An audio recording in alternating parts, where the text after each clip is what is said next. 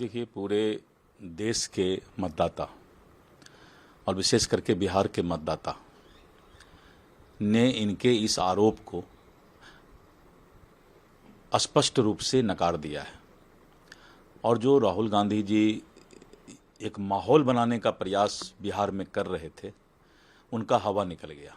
मैं बार बार बोल रहा हूं कि उनका शुरू में ही यहाँ के मतदाताओं ने टायर पंचर कर दिया। और एक तरफ जब इस देश का सर्वोच्च न्यायालय, उच्चतम न्यायालय किसी चीज़ का मॉनिटरिंग कर रहा है, आपको सुप्रीम कोर्ट पर भी भरोसा नहीं है? राहुल गांधी को सुप्रीम कोर्ट पर भरोसा नहीं है? जब सुप्रीम कोर्ट किसी चीज़ को देख रही है, समीक्षा कर रही है, चुनाव आयोग को निर्देश दे रही है, और उस बीच आप इस तरह का जो है यात्रा निकालने का काम किए, इसीलिए आप संवैधानिक संस्था को भी डिफेम करने का प्रयास कर रहे हैं। और दूसरे तरफ मतदाता ने आपको, पूरे बिहार के मतदाता ने आपको नकारने का काम किया है। और पंचर गाड़ी पर अब जो भी नेता आएगा, जो भी नेता सोच रहा था आने को, अब कोई नेता जो भी आएगा वो पंचर गाड़ी पर बैठेगा, हवा निकला हुआ गाड़ी पर, राहुल गांधी के गाड़ी पर बैठेगा। देवेंद्र फडणवीस कहते हैं कि जब तक ये लोग पब्लिक को इंसल्ट करना बंद नहीं करेंगे, लोग का कुछ नहीं हो सकता है। देखिए, सच्चाई यही है कि ये लोग, मैंने कहा ना, खिसियाई बिल्ली खंभा नोचे।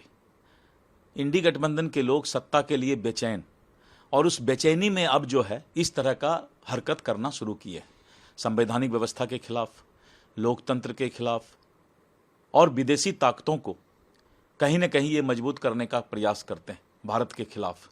तो इन सब चीज़ों पर जनता जो है समझ रही है। तेजस्वी यादव इलेक्शन कमीशन को बीजेपी का एक सेल बता रहे हैं।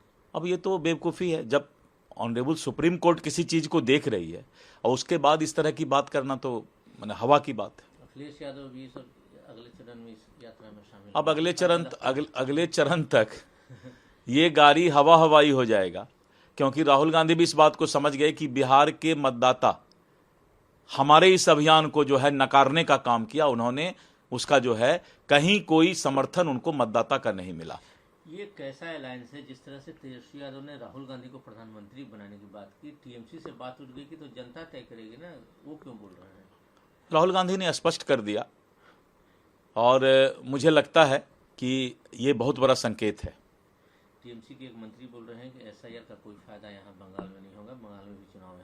देखा जाएगा, बंगाल जब शुरू होगा तब पता चलेगा। जो घटना घटी थी, एक व्यक्ति ने अपनी पत्नी को जलाकर मार दिया, उसकी कल गिरफ्तारी हो गई नोएडा में। इस तरह की जो घटना घटी, इसको क्या कहें?